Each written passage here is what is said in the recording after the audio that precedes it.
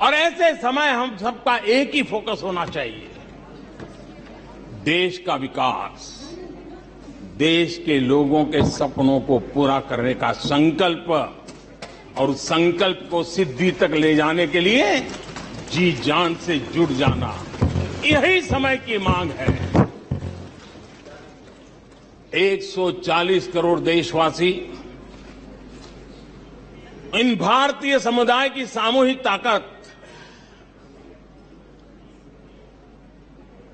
हमें उस ऊंचाई पर पहुंचा सकती है। हमारे देश की युवा पीढ़ी का सामर्थ्य, आज विश्व ने उनका लोहा माना हुआ है, हम उन पे भरोसा करें। ये हमारी युवा पीढ़ी भी जो सपने देख रही है, वो सपनों को संकल्प के साथ सिद्धि तक पहुंचाने का सामर्थ्य रखती हैं। और इसलिए माननीय अध्यक्ष जी, 2014 में 30 साल के बाद देश की जनता ने पूर्ण बहुमत की सरकार बनाई और 2019 में भी उस ट्रैक रिकॉर्ड को देख करके उनके सपनों को संजोने का सामर्थ्य कहां है, उनके संकल्पों को सिद्ध करने की ताकत कहां पड़ी है, वो देश भली भांति पहचान गया। और इसीलिए 2019 में फिर एक बार हम सबको सेवा करने का मौका दिया और अधिक मजबूती के साथ दिया। आदरणीय अध्यक्ष जी, इस सदन में बैठे हुए प्रत्येक व्यक्ति की जिम्मेदारी है कि वो भारत के युवाओं के सपनों को, उनकी महत्वाकांक्षाओं को, उनकी आशा अपेक्षा के मुताबिक वो जो काम करना चाहता है उसके लिए हम अवसर दें। सरकार में रहते हुए हमने भी इस दायित्व को निभाने का भरपूर प्रयास किया है। हमने भारत के युवाओं को घोटालों से रहित सरकार दी है।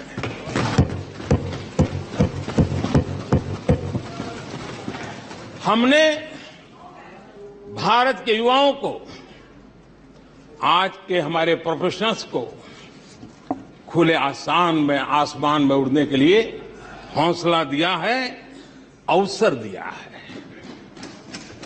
हमने दुनिया में भारत की बिगड़ी हुई साख, उसको भी संभाला है और उसे फिर एक बार नई ऊंचाइयों पर ले गए हैं।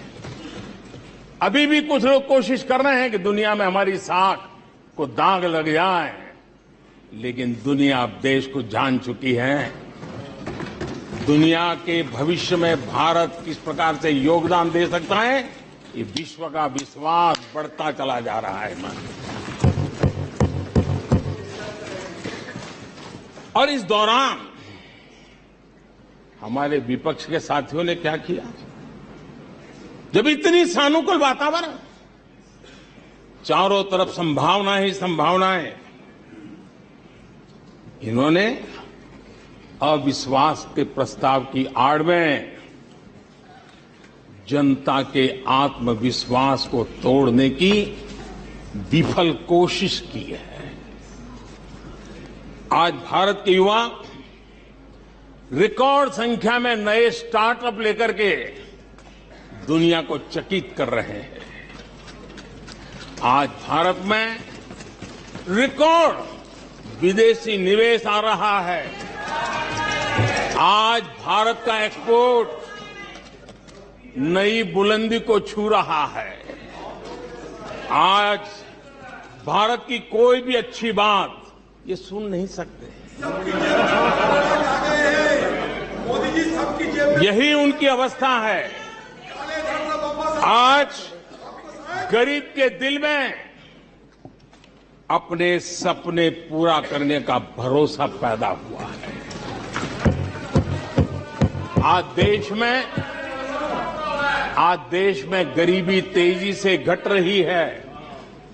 नीति आयोग के रिपोर्ट के अनुसार पिछले 5 साल में 13.5 करोड़ लोग गरीबी से बाहर आए।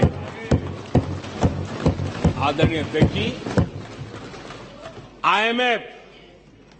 आईएमएफ अपने एक वर्किंग पेपर में लिखता है कि भारत ने अति गरीबी को करीब करीब खत्म कर दिया है।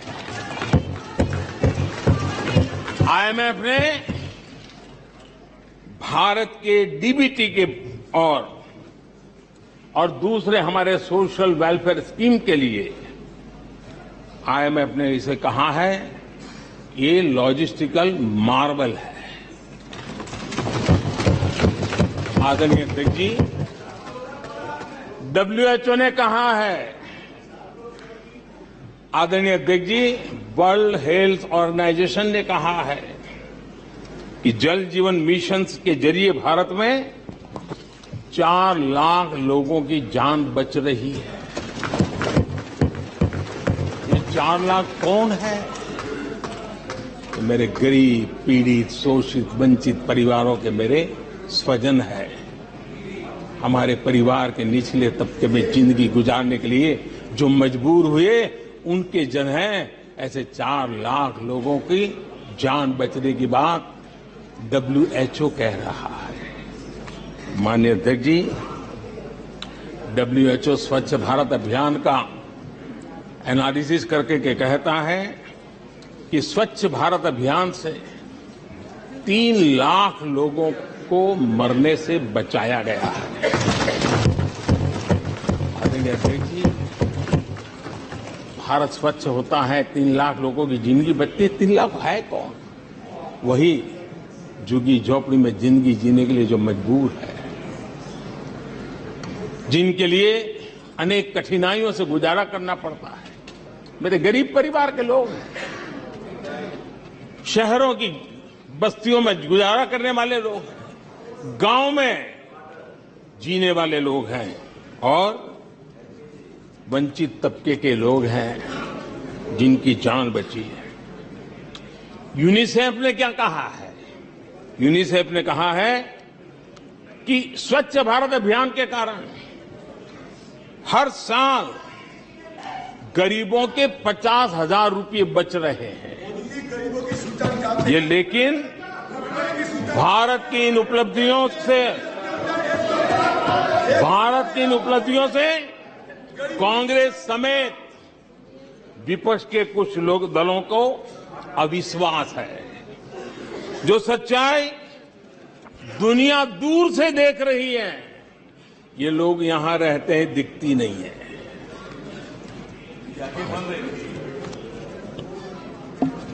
आदरणीय अध्यक्ष जी,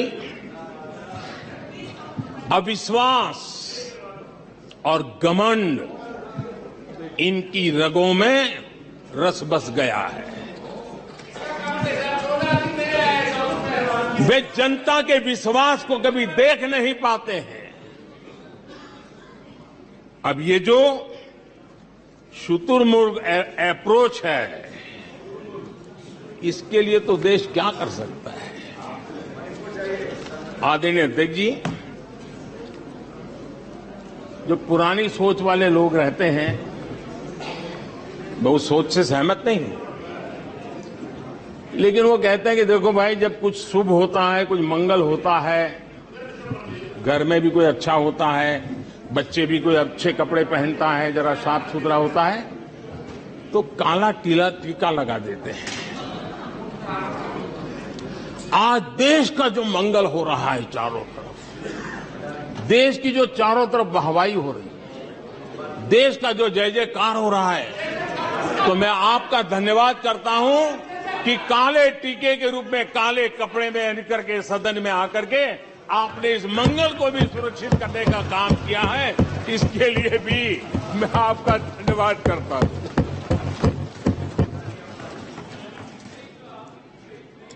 आदरणीय अध्यक्ष जी,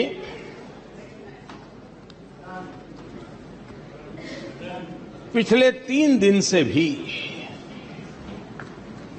हमारे विपक्ष के साथियों ने जी भर के डिक्शनरी खोल खोल करके जितने अपशब्द मिलते हैं ले आए, जितने अपशब्दों का उपयोग कर सकते हैं भरपूर, पता नहीं कहां कहां से ले आते हैं। लेकिन अच्छा है, थोड़ा मन का गुबार उनका निकल गया होगा, थोड़ा मन हल्का हुआ होगा, इतने अपशब्द बोल दिए हैं तो।